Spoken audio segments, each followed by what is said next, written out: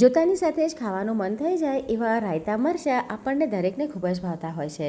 તો લાંબા સમય સુધી સ્ટોર કરી શકાય એવા રાયતા મરચાં જો ઘરે તૈયાર કરવા હોય તો પરફેક્ટ મેઝરમેન્ટની સાથે કેવી રીતે બનાવાય જેથી એકદમ બહાર જેવા બને. તો એના માટે 500 ગ્રામ મેં આ રીતના મરચાં લીધા છે અને એકદમ સરસ ધોઈ અને કોરા કરી લેવાના છે. ત્યારબાદ એના ડંઠલ કાઢી આ રીતે ટુકડામાં કટ કરી લઈશું. એની અંદર આપણે હળદર નાખવાની છે 2 ટેબલસ્પૂન, 2 ટેબલસ્પૂન એની અંદર મીઠું નાખીશું અને 4થી 5 લીંબુનો રસ એની અંદર ઉમેરી અને મિક્સ કરી લગભગ અડધાથી પોણા કલાક માટે રહેવા દઈશું. ત્યાં સુધી આપણે 2 ટેબલસ્પૂન આખા ધાણા, 1 ટેબલસ્પૂન વરિયાળીને શેકવાની છે. ત્યાર પછી 1.5 ટેબલસ્પૂન એમાં રાઈના કુરિયા અને 1 ટીસ્પૂન મેથીના કુરિયા નાખી ફરીથી શેકી લઈ ઠંડુ કરવાનું છે. તેલ ગરમ કરીશું તો 1 કપ મેં તેલ લીધું છે. એમાં 1 ટેબલસ્પૂન હિંગ નાખી અને ઢાંકીને રહેવા દઈશું. ત્યાર પછી જે મસાલો શેક્યો હતો એને વાટી અને ગ્રાઇન્ડ કરી લેવાનો છે, પણ અધકચરો ગ્રાઇન્ડ કરવાનો છે એને.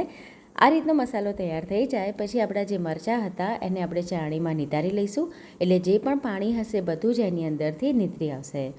ત્યાર પછી ગરમ કરેલું જે તેલ હતું એ ઠંડુ થઈ ગયું છે તો એને એડ કરી દઈશું અને જે મસાલો તૈયાર કર્યો હતો એ ઉમેરી મિક્સ કરી લેવાનું છે.